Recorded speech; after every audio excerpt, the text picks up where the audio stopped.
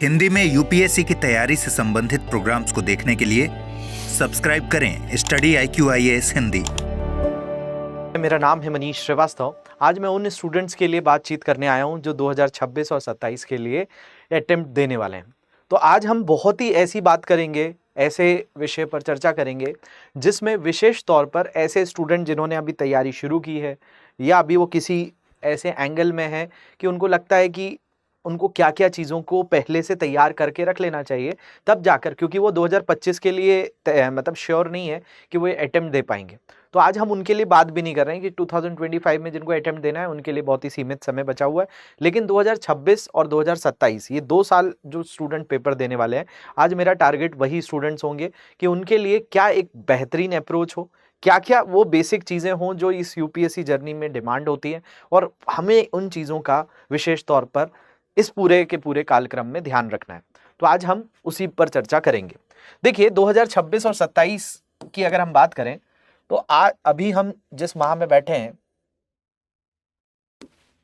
वो चल रहा है 2025।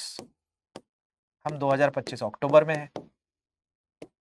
हालांकि अक्टूबर भी ऑलमोस्ट निकल गया है, तो आप मान लीजिए 2 महीने आपके पास इस साल के बचे हैं और 2025 का पूरा साल बचा है। 2026 का पूरा साल 27 वालों के लिए बचा हुआ है, क्योंकि जो 2027 में जिनको पेपर देना है उनके लिए तो ये 2 साल 2 महीने हो जाते हैं। लेकिन किसी के पास कितना भी समय हो, लेकिन इस यूपीएससी की डिमांड आपको कुछ, मैं आज 10 पॉइंटर्स इंपॉर्टेंट बताऊंगा कि ये 10 चीजें आप जो है यूपीएससी जर्नी के दौरान जरूर करिए अगर आप इन 2 साल में यूपीएससी का अटेम्प्ट देने वाले हो, चाहे 2026 में 2027 में। तो देखिए, सबसे पहली चीज जो है, हम उन पॉइंटर्स पर भी आएंगे, लेकिन यूपीएससी एग्जाम के 3 चरण जो हैं उनके लिए किस तरीके से आपको आगे बढ़ना है ये जरूरी है। सबसे पहले पीटी चरण, फिर मुख्य चरण यानी मुख्य परीक्षा, और तीसरा आपका साक्षात्कार यानी इंटरव्यू। तो देखिए, इन सारी चीजों को प्रिपेयर करने के लिए, क्योंकि देखिए पीटी में आपके 2 पेपर हैं, आपको एक सी सेट का पेपर देना है आपको, जो कंपलसरी नहीं है लेकिन क्वालिफाइंग है। मतलब इसको क्लियर किए बिना आप ये जीएस पेपर 1 में कितना भी स्कोर कर लें, आप मेंस की एग्जाम नहीं लिख पाएंगे। तो एटलीस्ट ये तो आपको पता होना चाहिए भाई, सी सेट में 80 क्वेश्चन आते हैं। इन 80 क्वेश्चन जो होते हैं 200 नंबर के होते हैं। इन 200 नंबर में से आपको 67 नंबर लाने हैं। एक क्वेश्चन 2.5 मार्क्स का होता है और इसमें नेगेटिव मार्किंग भी होती है। तो नेगेटिव मार्किंग के साथ आप जब ये वाला पेपर में 67 से ऊपर स्कोर करेंगे तो जीएस पेपर 1 आपका चेक होगा, और इसका कट ऑफ अगर आपका क्लियर होगा तो फिर आपको बहुत सारे पेपर देने मिलेंगे। बहुत सारे पेपर यहाँ पे जो आपको देखने मिलते हैं, इस मुख्य परीक्षा के जो पेपर हैं इसमें 2 पेपर आपको कंपलसरी पेपर देने हैं। एक इंग्लिश कंपलसरी, और जिस भाषा में आप कंफर्टेबल हैं, अब जिस चैनल पर आप ये मेरा वीडियो देख रहे हैं आप हिंदी वाले ही हैं, तो हिंदी कंपलसरी आपको देना है। ये 300 नंबर के पेपर हैं, 300 मार्क्स 300 मार्क्स के, और इनमें आपको 25% मार्क्स लाने होंगे। 25% मार्क्स आपके अगर आते हैं तो आप मेंस के एग्जाम में जो पेपर बाकी लिखेंगे, इन दोनों का रैंक से कोई लेना देना नहीं है, लेकिन अगर ये 2 पेपर क्वालिफाई नहीं हुए, यानी इनके 25% मार्क्स आप नहीं लाए, 75 नंबर अगर इंग्लिश कंपलसरी में, 75 नंबर आपके हिंदी कंपलसरी में नहीं आए, तो आगे के आपके पेपर चेक ही नहीं होंगे, और वो चेक नहीं होंगे तो फिर आपकी ना रैंक आएगी, ना आप मेंस क्लियर करके इंटरव्यू दे पाओगे। और वो पेपर भी महत्वपूर्ण है, लेकिन इन दोनों को क्लियर करने के बाद वो पेपर देने मिलते हैं, जिसमें आपको जीएस के तो 4 पेपर देने ही हैं।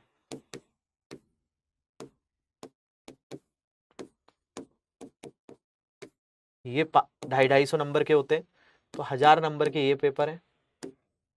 एक निबंध का पेपर देना है आपको, वो 250 नंबर का है, 1250 नंबर ऐसे हो जाते हैं। और ऑप्शनल वैकल्पिक सब्जेक्ट जो है इसके 2 पेपर होंगे 500, तो ऐसे मेंस कुल मिलाकर आपका 1750 नंबर का फाइनल लिस्ट में काउंट होने में काम आता है। हालांकि आप देते तो 2350 नंबर का है और 275 का आखिरी में इंटरव्यू होता है। तो ये तो पूरी के पूरे पेपर्स आपको देने होंगे। जीएस पेपर 1 में हिस्ट्री पढ़ना है, ज्योग्राफी पढ़ना है, सोसाइटी पढ़ना है।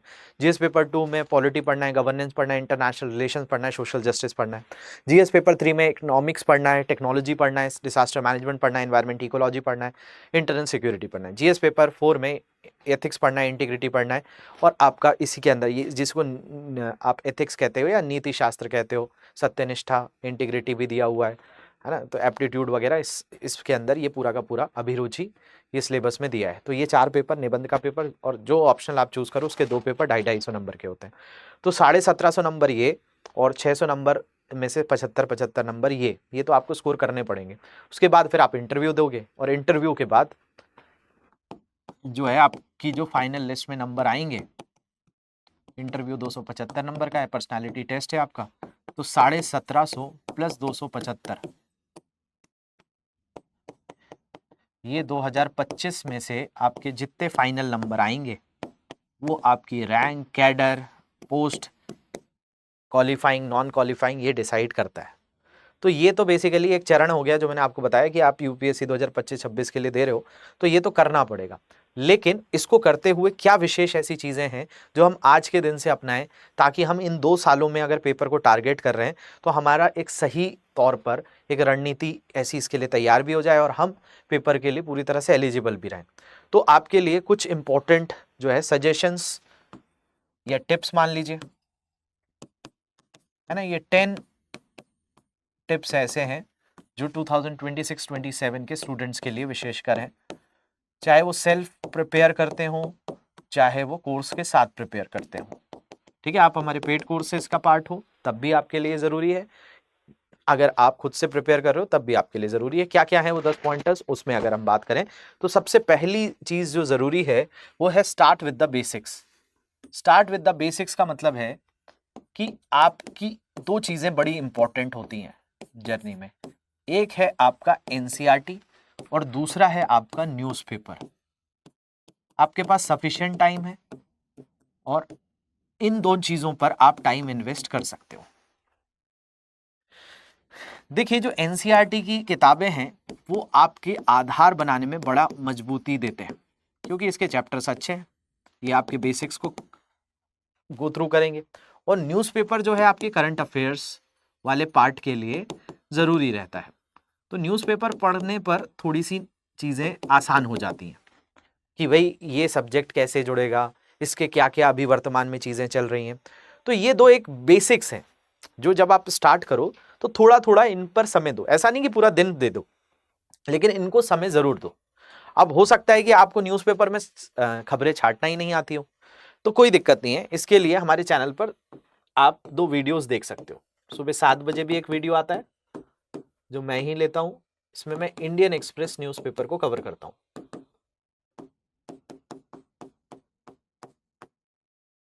इसके अलावा सुबह 9 बजे भी एक पेपर आता है द हिंदू। आप इनमें से जिसमें कंफर्टेबल हो आप देख सकते हो। आप खुद से पढ़ना चाहो आप खुद से भी पढ़ सकते हो, तो कोई ऐसी इसमें दिक्कत नहीं है, ये आपके ऊपर चॉइस है। तो न्यूज़पेपर के लिए मैंने आपको एक बता दिया कि आपको ऐसा नहीं है, आप नए भी स्टूडेंट हो तो आप पढ़ सकते हो और एकदम बेसिक से यहाँ पे खबरें पढ़ाई जाती हैं, तो आप कितने भी नए हो आपको समझने सब आ जाएगा। एनसीईआरटी पढ़ते हैं आप, तो जैसे आप हमारे कोर्स का हिस्सा हैं तो एनसीईआरटी उसमें फ्री ऑफ कॉस्ट मिल जाता है। तो एनसीईआरटी के बैचेस आप अटेम्प्ट कर सकते हैं, हालांकि क्लासेस भी एकदम बेसिक से होती है। या आपके पास नॉर्मली आप एनसीईआरटी की वेबसाइट पर जाओ, 6 से लेकर 12 तक की एनसीईआरटीज आपको फ्री ऑफ कॉस्ट अवेलेबल है, एक एक चैप्टर डाउनलोड करके आप पढ़ सकते हो। तो इतना कोई भी अगर तैयारी कर रहा है 2026-27 के लिए वो 2 चीज़ों को तो करे ही। दूसरा, हमारे सिलेबस की क्या मांग है, अंडरस्टैंड द सिलेबस। यहाँ पर सिलेबस को समझने का मतलब ये है कि इसके लिए आपको क्या करना पड़ेगा, यूपीएससी का नोटिफिकेशन डाउनलोड करना पड़ेगा। देखिए, पिछला नोटिफिकेशन जो आया था यूपीएससी का वो 14 फरवरी को आया था, वही अभी अवेलेबल है, उसी को देख लो, क्योंकि अगला जो आएगा वो 2025 के अंदर जनवरी महीने में आएगा, 20-22 तारीख को। तो अभी उसमें समय है, तो 2 महीने आप इसलिए रुको कि हम नए नोटिफिकेशन के सिलेबस को देखेंगे। तो सिलेबस में कुछ बहुत परिवर्तन नहीं होता, पोस्ट वोस्ट नोटिफिकेशन में अलग आ जाती है। तो यहां से आप पहले पाठ्यक्रम देख लो। जब आप पाठ्यक्रम देख लोगे तो आपको थोड़ा अंदाजा और लग जाएगा कि भाई आपका प्रीलिम्स के सिलेबस में क्या है। तो प्रीलिम्स के सिलेबस में जैसे पहली लाइन में लिखा है नेशनल और इंटरनेशनल अफेयर्स के जो राष्ट्रीय और अंतर्राष्ट्रीय महत्व की सामसायिक घटनाएं, तो आपका national and international important updates आपको पढ़ने करंट अफेयर से। दूसरा हिस्ट्री दिया है, तीसरा जो है उसमें ज्योग्राफी है, चौथा उसमें पॉलिटी है, पांचवा इकोनॉमिक्स है, छठवा इन्वायरमेंट इकोलॉजी और सातवां जनरल साइंस है। तो ये प्रीलिम्स का सिलेबस है। सी सेट में भी ऐसे सारे चैप्टर्स दिए हुए हैं। फिर आप जब मेंस का सिलेबस देखोगे तो मेंस में मिलेगा जीएस पेपर 1 में क्या क्या पढ़ना है, सारे टॉपिक्स हैं, है ना, चैप्टर वाइज उसमें दिया है। तो आप सबसे पहली दूसरी चीज ये कर लें कि ये करते करते आप सिलेबस को अंडरस्टैंड करें ताकि आप जो सब्जेक्ट पढ़ने वाले हैं उस पर आपको अच्छे से क्लैरिटी रहे। तीसरी चीज, एक ऑप्शनल सब्जेक्ट चूज कर लें, ठीक है, थोड़ा समय ले लें, लेकिन वैकल्पिक विषय को जल्दी से जल्दी तय करें, क्योंकि वैकल्पिक विषय आपका 500 नंबर का है, ये 500 मार्क्स का है। तो इस 500 मार्क्स का बहुत बड़ा रोल रहता है वहां 1750 नंबर में। तो इसमें 2 पेपर लिखने हैं आपको, और अगर ये आपका नॉन इंटरेस्टेड पेपर है, इसको आपको समझने नहीं आता है, तो ये पूरा का पूरा समीकरण बिगाड़ देता है आपके सिलेक्शन में। तो ऑप्शनल सब्जेक्ट को जल्दी तो चूज करें, लेकिन ऐसा चूज करें कि वो आप बार बार बदले ना, कि एक अटेम्प्ट में ये वाला ऑप्शनल, अगले अटेम्प्ट आते आते दूसरा ऑप्शनल, तीसरे अटेम्प्ट आते आते तीसरा ऑप्शनल, क्योंकि भाई ऑप्शनल में अच्छे मार्क्स नहीं आ रहे थे। तो ये पेपर निकालता भी है और ये पेपर कई सालों तक रोकता भी है। तो इसलिए सबसे महत्वपूर्ण चीज है कि वैकल्पिक विषय को जब तैयारी शुरू कर लें, ये 2 चरण जब आप कर लें, पाठ्यक्रम को थोड़ा समझ लें, न्यूज़पेपर को थोड़ा पढ़ लें, एनसीईआरटी से थोड़ा आधार बना लें, तो उसके बाद एक इस तीसरे चरण पर भी आ जाए, अपना वैकल्पिक विषय जल्द से जल्द चूज कर लें।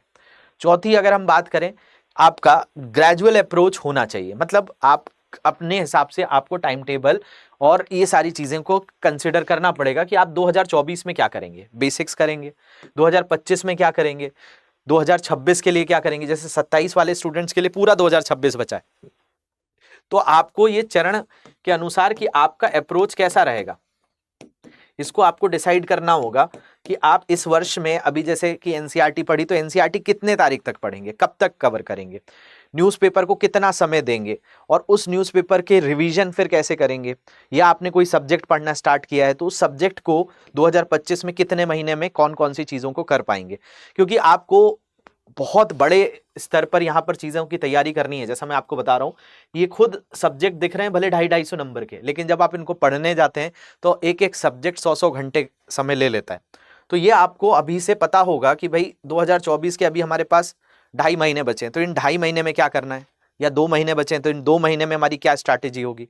नहीं तो फिर आप क्या है, आप बस अपने हिसाब से अपने आप को ये एक अप्रोच दे रहे हो कि 2026 में पेपर देना है, लेकिन 2026 की तैयारी तो आज से शुरू हो जाएगी।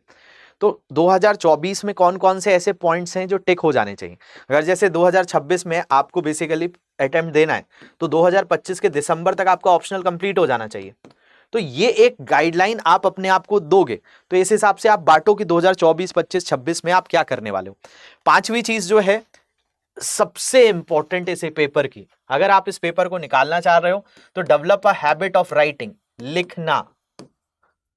कैसा लिखना, तो भाई लिखना तो शुरू करो पहले, और ये आपको शुरुआती दौर से धीरे धीरे करना होगा। क्यों करना है ये जरूरी, क्योंकि भाई जो आप पढ़ रहे हो उसको आप किताब पे लिख पाते हो, आप कॉपी पे लिख पाते हो, आप जो सुन रहे हो आपको समझने जो आ रहा है उसको आप रिप्रेजेंट भी कर पाते हो कि नहीं। तो प्रेजेंटेशन के लिए आपको हैबिट ऑफ राइटिंग बहुत जरूरी है, कि अगर आपको ये डेवलप नहीं हुआ तो आप सोचिए 1750 नंबर आपको लिख कर ही मिलने हैं, 275 आपको बोलकर मिलने हैं, और चूज द करेक्ट या मल्टीपल चॉइस क्वेश्चन एमसीक्यू जो है वो तो प्रीलिम्स में है, और प्रीलिम्स निकलने के बाद आपके वो मार्क्स जो प्रीलिम्स में कितना भी अच्छा स्कोर किया होगा वो मेंस में नहीं जुड़ेंगे। तो यानी कुल मिलाकर ये जो लेखन शैली है, अगर ये आपको अच्छे से आती है और ये धीरे धीरे डेवलप होगी, ये नहीं होगा कि मेंस 1 महीने बाद है और 1 महीने पहले आपको कुछ ऐसी शक्तियां मिल गई जिनके कारण आप बहुत शानदार लिखना स्टार्ट कर देंगे, तो ऐसा नहीं होगा, ये धीरे धीरे डेवलप होगी। तो ये आपको हैबिट बनानी पड़ेगी, रोजाना लिखना पड़ेगा, रोजाना। ये सबसे ज्यादा कठिन काम होता है इस तैयारी का, लिखना, क्योंकि हम पढ़ लेते हैं, हम समझ लेते हैं, हमको सारे टॉपिक्स, हम पढ़ाई में समय भी दे देते हैं, नोट्स भी बना लेते हैं, लेकिन सबसे महत्वपूर्ण चीज है राइटिंग। वो आप बिना देखे कितना लिख रहे हो, डेली बेसिस पर लिख रहे हो, क्योंकि भाई 2-2 पेपर लिखने एक एक दिन में मेंस के, और वो भी 6-6 घंटे तक लिखना ही रहेगा। तो इतना आपको लिखने की हैबिट उस समय तक डेवलप हो जानी चाहिए। तो ये हैबिट नहीं होगी तो फिर काम नहीं होगा। इसके अलावा आपको एक एनालिटिकल स्किल्स डेवलप करनी होगी, और ये एक दिन में नहीं होगी। एनालिटिकल स्किल्स का मतलब, जैसे मान लिया जाए कोई भी विषय चल रहा है, जैसे मान लिया जाए कोई पर्यावरण से जुड़ा हुआ मुद्दा चल रहा है कि भाई भारत के अंतर्गत वायु जो है वो अच्छी नहीं है, वायु गुणवत्ता अच्छी नहीं है। भारत एक ऐसा देश है जो पाकिस्तान, बांग्लादेश के बाद तीसरा ऐसा देश आ जाता है जहां की वायु बिल्कुल अच्छी नहीं। अब इस पर ये आपको पता है कि डेटा है कि इंडिया के AQI खराब है, दिल्ली सबसे ज्यादा ऐसी राजधानी है जिसका वायु गुणवत्ता सूचकांक अच्छा नहीं होता, ये सूचना है, इसको आपने लिख भी लिया। लेकिन एनालिटिकल स्किल्स का मतलब है कि इस वायु के कारण हमारे समाज पर क्या असर पड़ रहा है, हमारी राजनीति पर क्या असर पड़ रहा है, हमारे आर्थिक पहलुओं पर क्या असर पड़ रहा है, हमारे पर्यावरण पर क्या असर पड़ रहा है। तो ये सारी चीजों के आयाम जब आप जोड़ने शुरू करोगे तो ये धीरे धीरे हर विषय को सोचो कि भाई अगर ये चीज होती है, अगर जैसे मान लिया जाए यूएस की इकोनॉमी में वहां के रेपो रेट चेंज होने से इंडिया की सोसाइटी पे क्या असर आएगा, हमारी इकोनॉमी पर क्या असर आएगा, हमारी पॉलिटिक्स पे क्या असर आएगा। अगर डोनाल्ड ट्रंप राष्ट्रपति बनते हैं, कमला हैरिस बनती है, तो ये आयामों को आपको सोचना पड़ेगा। जैसे वायु की बात करी तो समाज के ऊपर क्या असर आएगा, भाई हमारे समाज में अगर इस तरह की वायु रहेगी तो सबके ऊपर स्वास्थ्य पर असर आएगा, तो हमारी जो सोसाइटी है वो कहीं ना कहीं अनहेल्दी होगी। जैसे अभी एक रिपोर्ट आई हुई है कि एम्स के अंतर्गत जो छोटे बच्चे हैं, दिल्ली एम्स के अंतर्गत छोटे बच्चे जो फेफड़ों के रोग से प्रभावित हो रहे हैं, उनका आंकड़ा बढ़ता जा रहा है। अब राजनीति का सवाल आता है कि भाई पॉलिटिक्स की बात आती है, हर राज्य एक दूसरे पर आरोप लगाते हैं कि भाई पराली जलाने से ये समस्या उत्पन्न हो रही है, लेकिन उसके सॉल्यूशंस नहीं है। तो पॉलिटिकल प्रॉब्लम्स क्या है, पॉलिटिकल सॉल्यूशंस क्या है, ये एनालिटिकल बात हो गई। आर्थिक पक्ष, इससे कितना पैसा खराब हो रहा है। हमारी हर साल इकोनॉमी में इन्वायरमेंट इम्पैक्ट असेसमेंट रिपोर्ट जो है, मतलब जो पर्यावरण एक आकलन रिपोर्ट आती है कि भाई कितना हमारे पर्यावरण पर प्रभाव पड़ रहा है। तो वो कहीं ना कहीं आपने अगर वायु को खराब किया तो वायु को खराब करने के कारण प्रकृति ने तो आपसे पैसे नहीं मांगे, लेकिन वो आर्थिक नुकसान आपकी पृथ्वी को ही झेलना पड़ रहा है। तो पर्यावरण के क्या प्रभाव हैं, ये सारी चीजों को डेवलप करना होगा, और ये एक दिन में नहीं होंगी। जब आप धीरे धीरे राइटिंग पहले थोड़ा सा लिखना जानेंगे, फिर उन विषयों के अलग अलग आयामों को सोचना जान पाएंगे, तब जाकर ये स्किल्स आप में डेवलप होगी। लेकिन ये एग्जाम की, क्योंकि यूपीएससी के आप 70% क्वेश्चंस को देखिए तो वो आपके एनालिटिकल स्किल्स पे आधारित होते हैं। टॉपिक्स तो आपने बहुत पढ़े हुए हैं, लेकिन वो जिस तरह से प्रश्न पूछ रहा है उनको आपको केस स्टडी के तौर पर समझने पर उनका क्या क्या प्रभाव अलग अलग समाज के वर्गों पर है वो भी देखना पड़ेगा। नेक्स्ट जो है, stay consistent with current affairs. देखिए ये एक बहुत बड़ी घटना होती है कि कई बार स्टूडेंट्स क्या करते हैं, करंट अफेयर्स को इतना पढ़ते हैं कि उनका दिन में 6 घंटे करंट अफेयर्स पढ़ने में निकल जाते हैं। अब जब वो पढ़ रहे होते हैं तो 3 महीने तक वो करंट अफेयर्स बहुत अच्छे से पढ़ेंगे, 4 महीने करंट अफेयर्स बहुत पढ़ेंगे, लेकिन जैसे प्रीलिम्स आने वाला है, जैसे 25 मई को अभी प्रीलिम्स होने वाला है 2025 में, तो अब फरवरी आते आते उनको लगेगा यार करंट अफेयर्स तो बहुत पढ़ लिया, फिर करंट अफेयर्स बिल्कुल छोड़ देंगे और थ्योरी को पढ़ना शुरू कर देंगे। अब प्रॉब्लम ये होगी जब एग्जाम में देखेंगे तो हर सब्जेक्ट के कहीं ना कहीं करंट से क्वेश्चन आए, तो उनकी ना थ्योरी मजबूत हो पाई ना करंट मजबूत हो पाया, और उसका उनको ओवरऑल कोलैप्स देखने मिल जाता है एग्जाम में। तो बात यह है कि आप करंट अफेयर्स के साथ कंसिस्टेंट रहिए। आप अभी से पढ़ रहे हैं तो बीच में छोड़िए मत, इसके समय को सीमित रखिए। 1.5 घंटे से ज्यादा करंट अफेयर्स मत पढ़िए, ये मैक्सिमम टाइम रखिए, और उसके अलावा आपकी थ्योरी को प्रिपेयर करते रहिए, लेकिन ये रेगुलरली करते रहिए, छोड़िए मत। छोड़ देंगे तो फिर दिक्कत हो जाएगी। इसके अलावा आपका आकलन ये बहुत जरूरी है।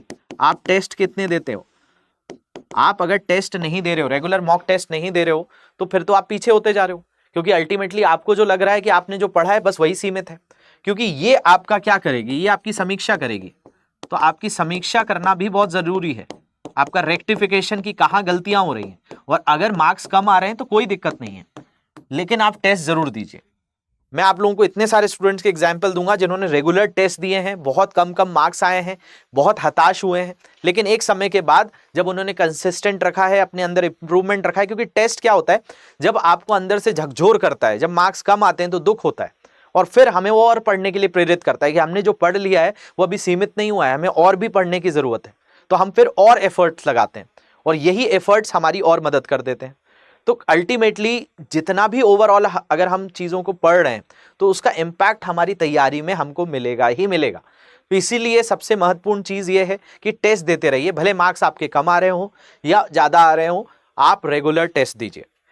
9 चीज़ जो है ये आपका समय को प्रबंधित करना, जैसे टाइम मैनेज अगर आपकी तैयारी नहीं है तो आप दिन भर बिजी रहोगे लेकिन आउटपुट 0 रहेगा। तो इसलिए हमें ऐसा करना है कि हमारी दक्षता अधिक रहे, हम एफिशिएंट रहें, हम जितना समय दें उससे चीजें निकल कर आए और हमारी चीजें ज्यादा छूटे भी ना। जैसे मैंने बताया 1.5 आवर्स मैक्सिमम आप करंट अफेयर्स को दीजिए और फिर थ्योरी के अकॉर्डिंगली हर सब्जेक्ट का टाइम पीरियड बांटिए, रिवीजन के लिए, टेस्ट के लिए, ये सारी चीजें आपको जर्नी के दौरान रखनी पड़ेगी। और साथ साथ हेल्थ एंड स्ट्रेस मैनेजमेंट, अगर आप स्वस्थ नहीं रहेंगे तो आप 3 दिन की पढ़ाई छूटेगी, आप 6 दिन पीछे हो जाएंगे, क्योंकि 3 दिन नहीं पढ़ोगे तो आपके साथ ये सारी चीजें तो चली आ रही हैं। तो साथ साथ ऑप्टिमम डाइट, हेल्थ को प्रॉपर रखना, ज़्यादा बहुत तनाव नहीं लेना, क्योंकि कई बार ऐसा होता है कि हमने टारगेट फिक्स किया, वो कई बार अचीव नहीं होता है, हो जाता है ऐसा, लेकिन उसी चीज़ के लूप में नहीं घूमते रहना कि इतना तनाव ले लिया कि वो 4 दिन का जो छूटा हुआ है उसके कारण 40 दिन हमारे खराब हो गए, हम इतने बीमार हो गए, हमारी पढ़ने की इच्छा ही खत्म हो गई, इतना तनाव हमने ले लिया, हमें काउंसलिंग की ज़रूरत पड़ जा रही है। तो ये सब मत करिए, है ना। तो ये मैंने आपको 10 टिप्स दिए हैं 2026-27 के लिए। होप ये आपके लिए कहीं कारगर साबित हो। अगर आपको ये टिप्स थोड़े सा भी ऐसे लगे हैं कि जो आपको प्रैक्टिकल लगते हैं तो मुझे कमेंट में एक बार ज़रूर बताइएगा।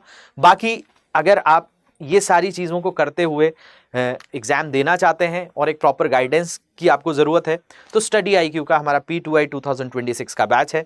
मेगा फेस्टिवल सेल में ये आपको बैच सिर्फ 26,999 का पड़ेगा, जिसमें आपको 1000 घंटे से ज़्यादा की live classes, current affairs, CSAT की क्लासेस, इसके अलावा जो है इसमें आपको मेंटोरशिप, फैकल्टी से 1-to-1 गाइडेंस, ये सारी चीज़ें मिलेंगी। इसकी क्लासेस वैसे 21 अक्टूबर से शुरू हो चुकी हैं, सुबह 8 बजे से। आप इसमें अभी भी एडमिशन ले सकते हैं, ये वैलिड है 23 अक्टूबर तक, तो जल्दी से जाइए और इस कम प्राइस में आप अवेल कर लीजिए। मेरा कोड मनीष लाइव लगाना मत भूलिएगा, मैक्सिमम डिस्काउंट आपको इसी प्राइस पे मिलेगा। कोई तरह के डाउट्स आते हैं तो ये मेरी इंस्टाग्राम ID है मनीष श्रीवास्तव GS, इस पर आप कॉन्टैक्ट कर सकते हैं। बाकी कोई भी और तरह के इश्यूज़ आते हैं तो ये मेरी टेलीग्राम ID है, इस पर भी जुड़ सकते हैं। तो आशा करता हूं आज जो मैंने आपसे डिस्कशन किया है वो आप तक पहुंचा होगा। मिलते हैं अगले सत्र में, तब तक के लिए ध्यान रखिए। Thank you very much for watching this, have a great day. Hindi में UPSC की तैयारी से संबंधित प्रोग्राम्स को देखने के लिए सब्सक्राइब करें स्टडी IQ IAS हिंदी।